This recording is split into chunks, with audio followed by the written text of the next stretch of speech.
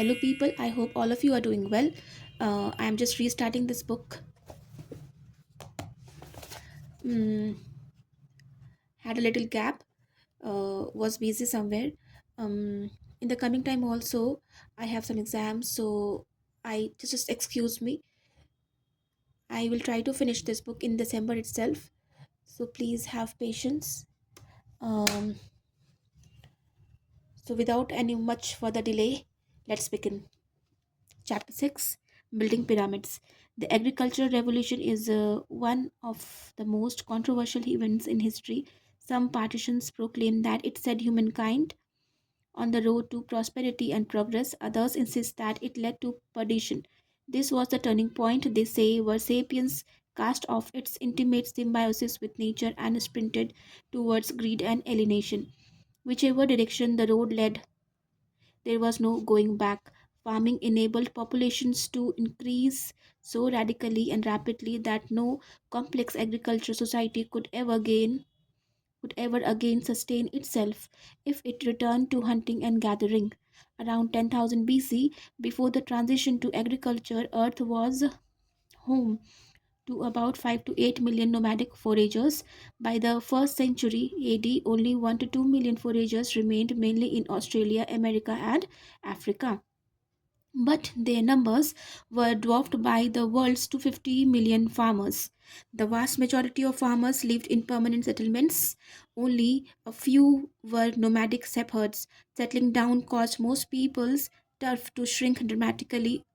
Ancient hunter gatherers usually lived in territories covering many dozens and even hundreds of square kilometers. Home was the entire territory with its hills, streams, woods, and open sky. Peasants, on the other hand, spent most of their days working on small field or orchard, and their domestic lives centered on a cramped structure of wood, stone, or mud, measuring no more than a few dozen meters. The house, the typical peasant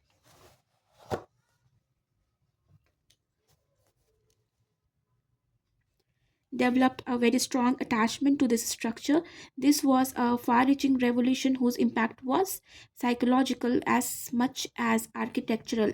Henceforth, attachment to my house and separation from neighbors became the psychological hallmark of a much more self centered creature. A new agricultural terrorist sorry, a new agricultural territories were not only far smaller than those of ancient foragers, but also far more artificial. Aside from the use of fire, hunter gatherers made few deliberate changes to the lands in which they roamed. Farmers, on the other hand, lived in artificial human islands that they laboriously carved out of the surrounding wilds. They cut down forests, dug canals, cleared fields, built houses, ploughed furrows, and planted fruit trees in tidy rows.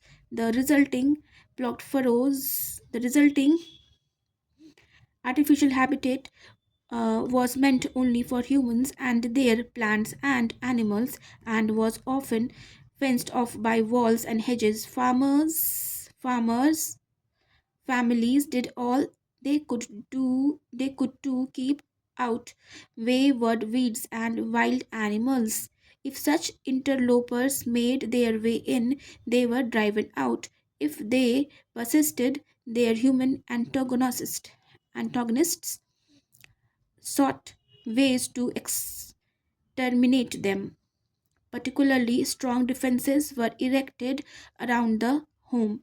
From the dawn of agriculture until this very day, billions of humans armed with branches, sweaters, shoes, and poison sprays have waged relentlessly war against the diligent ants, fugitive roaches, adventurous spiders, and misguided beetles that constantly infiltrate the human domicile.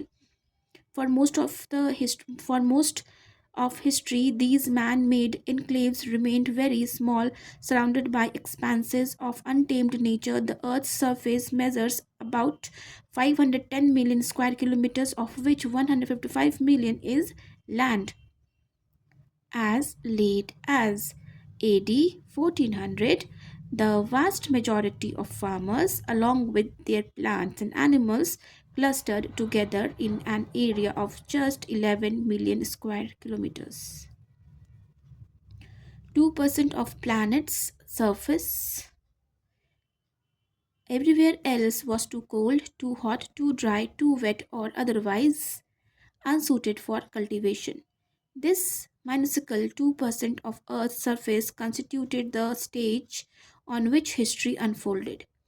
People found it difficult to leave their artificial lands. They could not abandon their houses, fields, and granaries without grave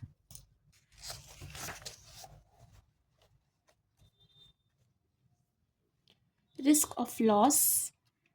Furthermore, as time went on, they accumulated more and more things, objects not easily transportable, that tied them down. Asian farmers might seem to us dirt poor, but a typical family possessed more artifacts than an entire forager tribe. The coming of future. While agricultural space shrank, agricultural time expanded. Foragers usually didn't waste much time thinking about next month or next summer. Farmers sailed in their imagination years and decades into the future. Foragers discounted the future because they lived from hand to mouth and could only preserve food or accumulate possessions with difficulty. Of course, they clearly engaged in some advanced planning. The creators of cave paintings of Chauvet, Lascaux, and Altamira almost certainly intended them to last for generations. Social alliances and political rivalries were long run, long term affairs. It often took years to repay a favor or to avenge a wrong. Nevertheless, in the subsistence economy of hunting and gathering, there was an obvious limit to such long term planning. Paradoxically, it saved foragers a lot of anxieties. There was no sense in worrying about things that they could not influence. The agricultural revolution made the future far more important than it had ever been before. Farmers must always keep the future in mind and must work in its service. The agriculture economy was based on a seasonal cycle of production, comprising long months of cultivation followed by short peak periods of harvest. On the night following the end of plentiful harvest, the peasants might celebrate for all they were worth. But within a week or so, they were again up at dawn for a long day in the field. Although there was enough food for today, next week, and even next month, they had to worry about next year and the year after that.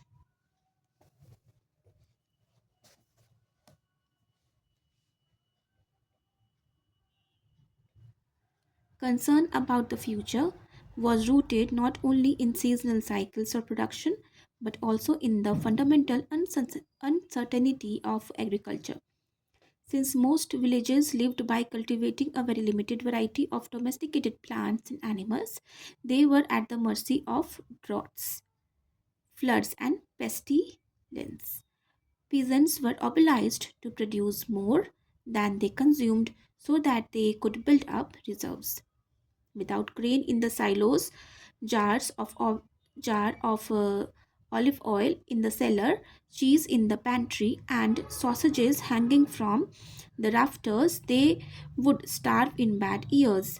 And bad years would bound to come sooner or later. A peasant living on the assumption that bad years would not come didn't live long. Consequently, from the very advent of agriculture, worries about the future became major players in their theater of the human mind, where farmers depended on the rains to water their fields. The onset of the rainy season meant that each morning the farmers gazed towards the horizon, sniffing the wind and straining their eyes. Is that a cloud?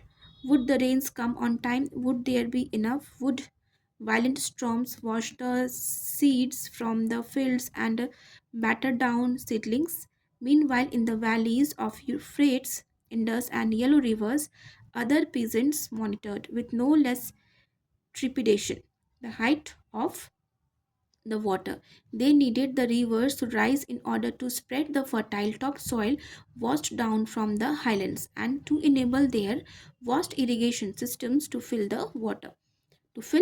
with water. But floods that surged too high or came at the wrong time could destroy their fields as much as a drought.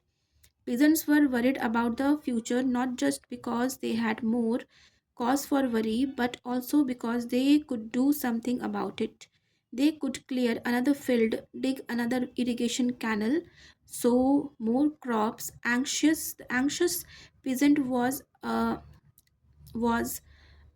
as frenetic and hardworking as a harvester ant in the summer, sweating to plant olive trees whose oil would be pressed by his children and grandchildren, putting off until the winter or the following year the eating of food he craved today.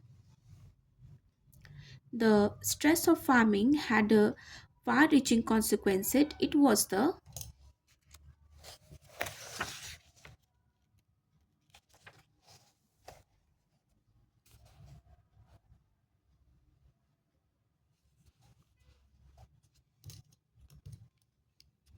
foundation of large scale political and social systems. Sadly, the diligent peasants almost never achieved the future economic security they also craved through their hard work in the present. Everywhere, rulers and elites sprang up, living off the peasants' surplus food and leaving them with only a bare subsistence. These forfeited food surpluses fueled politics, wars, art, and philosophy. They built palaces, forts, monuments, and temples until the late modern era. More than 90% of humans were peasants who rose each morning to till the land by sweat of their brows. The extra they produced fed the tiny minority of elites, kings, government officials, soldiers, priests, artists, and thinkers who fill the history books. History is something that very few people have been doing while everyone else was plouging fields and carrying water buckets. An imagined order. The food surpluses produced by peasants, coupled with new transportation technology, eventually enabled more and more people to cram together first into large villages, then into towns, and finally into cities, all of them joined together by new kingdoms and commercial networks. Yet, in order to take advantage of these new opportunities, food surpluses and improved transportation were not enough. The mere fact that one can feed 1,000 people in the same town or a billion people in the same kingdom does not guarantee that they can agree how to divide the land and water, how to settle disputes and conflicts, and how to act in times of drought or war. And if no agreement can be reached, strife spreads, even if the storehouses are bulging.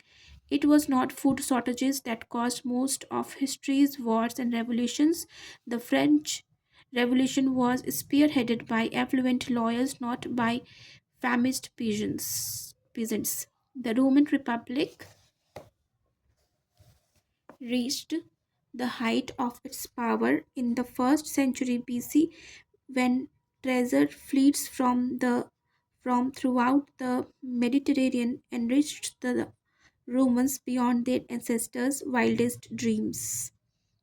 Yet it was at the moment of maximum affluence that the Roman political order collapsed into a series of deadly civil wars. Yugoslavia in 1991 had more than enough resources to feed all its inhabitants and still disintegrated into a terrible bloodbath. The problem at the root of such calamities is that humans evolved for millions of years in small bands of a few dozen individuals. The handful of millennia separating the agricultural revolution from the appearance of cities, kingdoms, and empires was not enough time to allow an instinct of mass cooperation to evolve. Despite the lack of such biological instincts during the foraging era, hundreds of strangers were able to cooperate thanks to their shared myths. However, this cooperation was loose and limited. Every sapiens band continued to run its life independently and to provide most provide for most of its own needs. An archaic sociologist living to 20,000 years ago who had no knowledge of events following the agricultural revolution might well have concluded that mythology had a fairly limited scope. Stories about ancestral spirits and tribal totems were strong enough to enable 500 people to trade she cells, celebrate the odd festival, and join forces to wipe out a Neanderthal band, but no more than that. Mythology, the ancient sociologist would have thought could not possibly enable millions of strangers to cooperate on a daily basis. But that turned out to be wrong. Myths, it transpired, are stronger than anyone could have imagined. When the agricultural revolution opened opportunities for the creation of crowded cities and mighty empires, people invented stories about great gods, motherlands, and joint stock companies to provide the needed social links. While human evolution was crawling at its usual snail's pace, the human imagination was building astounding networks of mass cooperation unlike any other ever seen on Earth.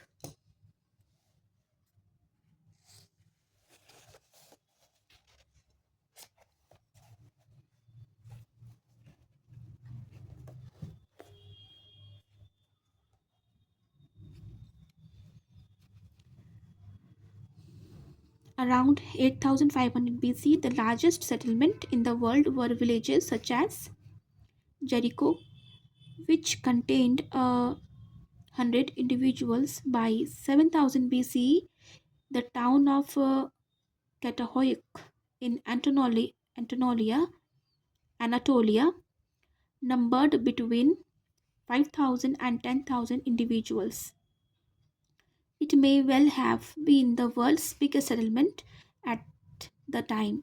During the 5th and 4th millennia BC, cities with tens of thousands of inhabitants sprouted in the Fertile Crescent, and each of these held sway over many nearby villages.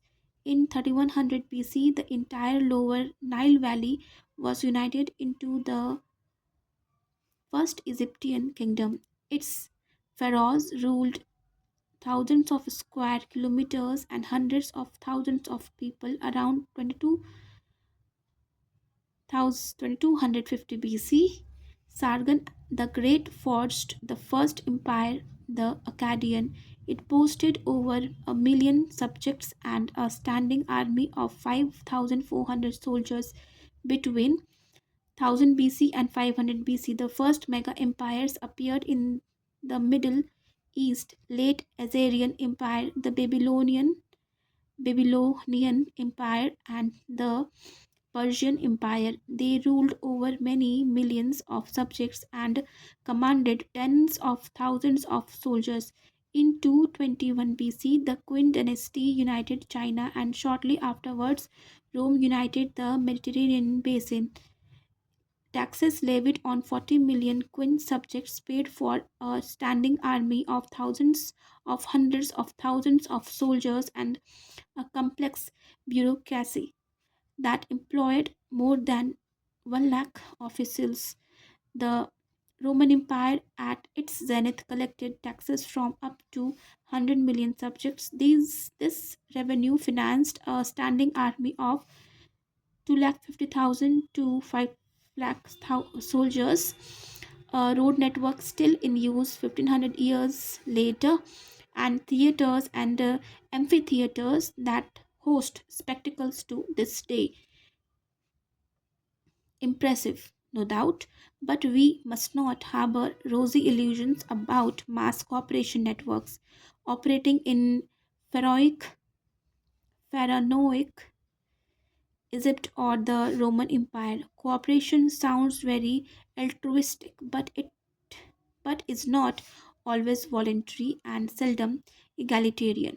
Most human cooperation networks have been geared towards operation and exploitation. The peasants paid for the bustling cooperation networks with their precious food surpluses, despairing when the tax collector wiped out an entire year of hard labor with a single stroke of his imperial pen. The famed Roman amphitheaters were often built by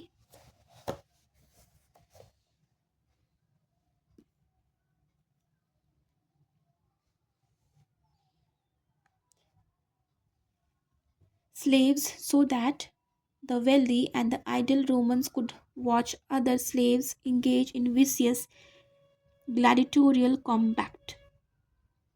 Even even prisons and concentration camps are cooperation networks and can function only because thousands of strangers somehow manage to coordinate their actions. All these cooperation networks, from the cities of ancient Mesopotamia to the Kin and Roman empires, were older, imagined orders. The social norms that sustained them were based neither on instincts nor on personal acquaintances, but rather on belief in shared myths. How can myths sustain entire empires? We have already discussed one such example, Pugott. Now let's examine two of the best known myths of history. The Code of Hammurabi of circa 1776 BC, which served as a cooperation manual for hundreds of thousands of ancient Babylonians, and the American Declaration of Independence of AD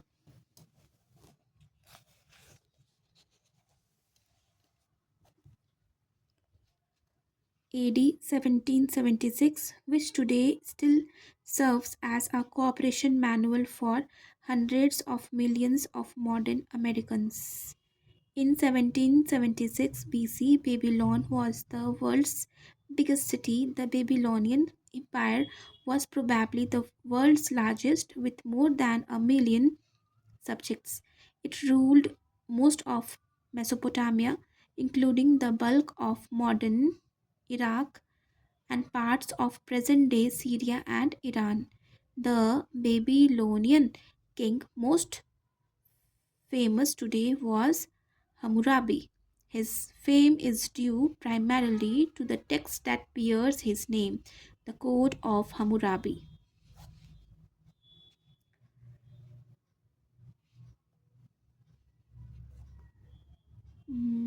The Declaration of Independence of the United States. And this was to the text that bears his name, the Code of Hammurabi.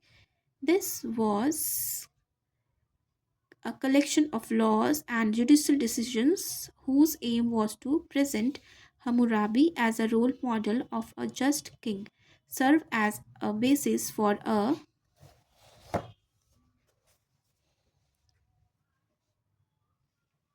more uniform legal system across the Babylonian Empire, and teach future generations what justice is and how a just king acts. Future generations took notice. The intellectual and bureaucratic, bureaucratic elite of ancient Mesopotamia canonized the text, and apprentice scribes continued to copy it long after Hammurabi died and his empire lay in ruins. Hammurabi's code is therefore a good source for understanding the ancient Mesopotamians' ideal of social order. The text begins by saying that the gods Anu, Enlil, and Marduk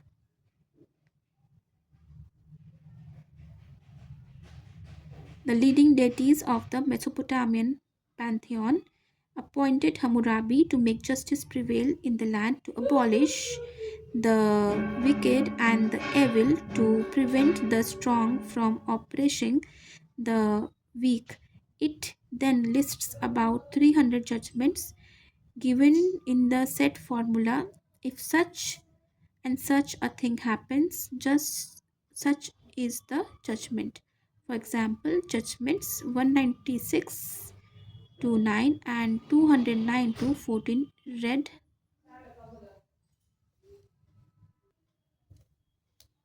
196. If a superior man should blind the eye of another superior man, they shall blind his eye.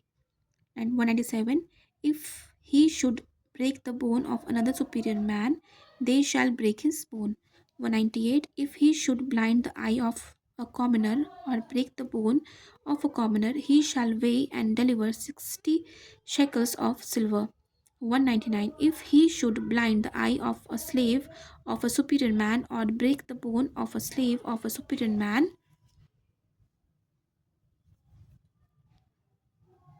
he shall weigh and deliver one half of the slave's value in silver. 209. If a superior man breaks, if a superior man strikes a woman of superior class and thereby causes her to miscarry her fetus, he shall weigh and deliver 10 shekels of silver for her fetus.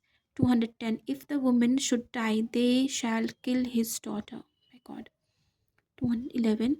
He, if he should cause a woman of commoner class to miscarry her fetus by the beating, he shall weigh and deliver 5 shekels of silver. 212. If that woman should die, he shall weigh and deliver 30 shekels of silver.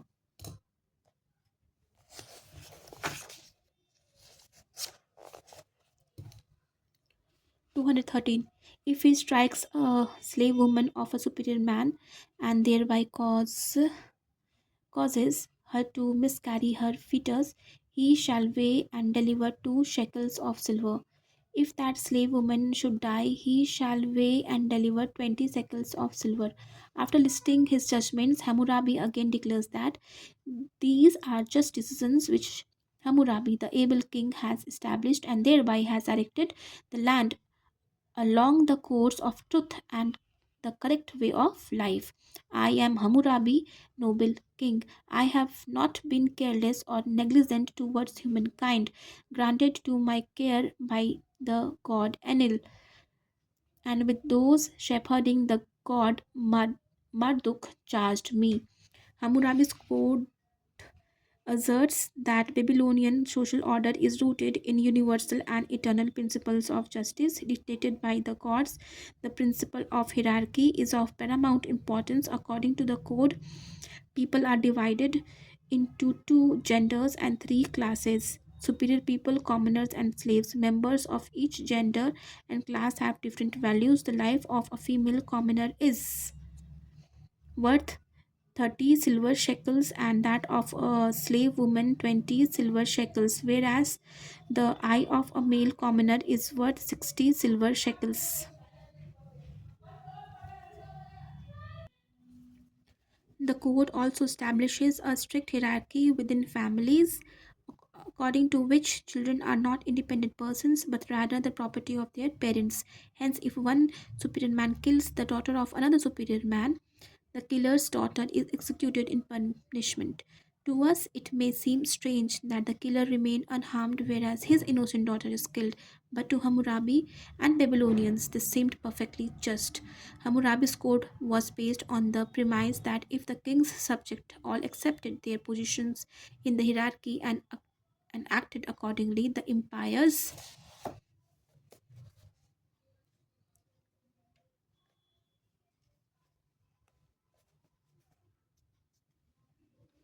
million inhabitants would be able to cooperate effectively. Their society could then produce enough food for its members, distribute it efficiently, protect itself against its enemies, and expand its territory so as to acquire more wealth and better security.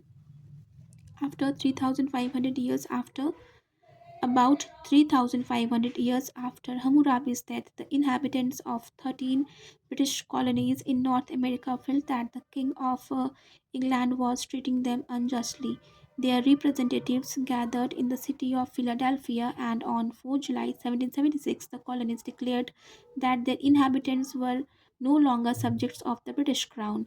The Declaration of Independence proclaimed universal and eternal principles of justice, which, like those of Hammurabi, were inspired by the divine power.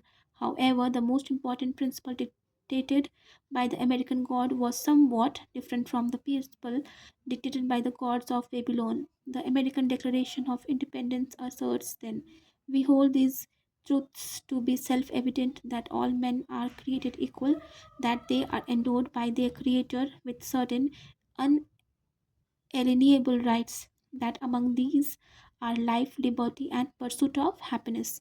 Like Hammurabi Code, like Hammurabi's Code, the American founding document promises that if humans act according to its sacred principles, millions of them would be able to cooperate effectively, living safely and peacefully in a just and prosperous society like the Code of Hammurabi. The American Declaration of Independence was not just a document of its time and place, it was accepted by future generations as well. For more than 200 years, American school children have been coping and learning it by heart. The two texts present us with an obvious dilemma. Both the Code of Hammurabi and the American Declaration of Independence claim to outline universal and eternal principles of justice, but according to the Americans, all people are equal, whereas according to the Babylonians, people are decidedly unequal. The Americans would, of course, say that they are right and that Hammurabi is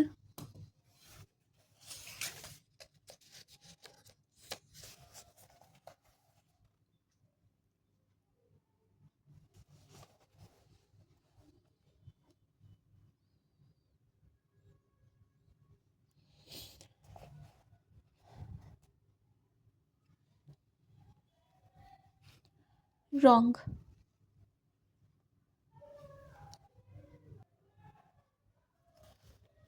Hammurabi naturally would retort that he is right and that the Americans are wrong. In fact, they are both wrong. Hammurabi and the American founding fathers alike imagined a reality governed by universal and immutable principles of justice such as equality or hierarchy. Yet the only place where such universal principles exist is in the fertile imagination of sapiens and in the myths they invent and tell one another. These principles have no objective validity. It is easy for us to accept that the division of people into superiors and commoners is a figment of imagination, yet the idea that all humans are equal is also a myth. In what sense do all humans equal one another? Is there any objective reality outside the human imagination in which we are truly equal? Are all humans equal to one another biologically? Let us try to translate the most famous line of the American Declaration of Independence into biological terms. We hold these truths to be self evident, that all men are created and equal, that they are endowed by their Creator with certain unalienable rights, that among these are life, liberty, and the pursuit of happiness. According to the science of biology, people were not created, they have evolved, and they certainly did not evolve to be equal. The idea of equality is inextricably intertwined with the idea of creation. The Americans got the idea of equality from Christianity, which argues that every person has a divinely created soul and that all souls are equal before God. However, if we do not believe in the Christian myths about God, creation, and souls, what does it mean that all people are equal? Evolution is based on difference, not on equality. Every person carries uh, a somewhat different genetic code and is exposed from birth to different environmental influences. This leads to the development of different qualities that carry with them different chances of survival. Created equal should therefore be translated into evolved differently.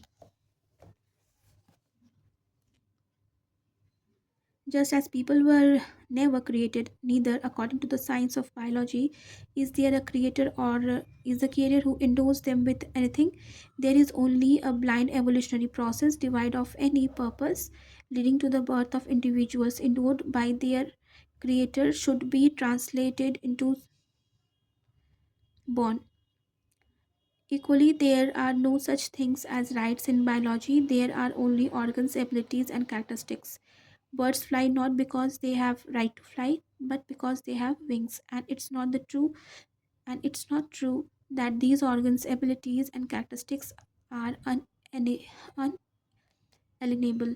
Many of them undergo constant mutations and may well be completely lost over time. The ostrich is a bird that lost its ability to fly, so unalienable rights should be translated into mutable characteristics.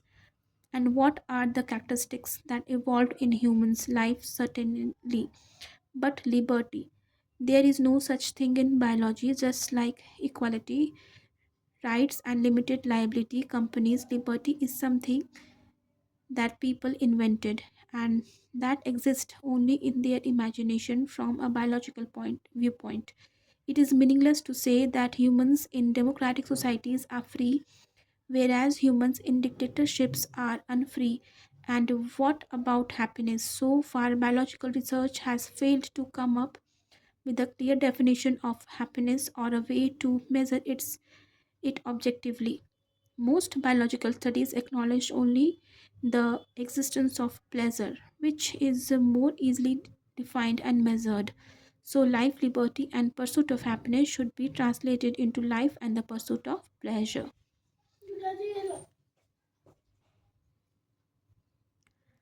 Advocates of equality and human rights may be outraged by this line of reasoning. Their response is likely to be, we know that people are not equal biologically, but if we believe that we are all equal in essence, it will enable us to create a stable and prosperous society. I have no argument with that. This is exactly what I mean by imagined order. We believe in a particular order not because it is objectively true, but because believing in it enables us to cooperate effectively and forge a better society. Imagined order are not evil conspiracies or useless mirages. Rather, they are the only way large number of humans can cooperate effectively. Bear in mind, though, that Hammurabi might have defended his principle of hierarchy using the same logic. I know that superiors, commoners, and slaves are not inherently different kind of people. But if we believe that they are, it will enable us to create a stable and prosperous society.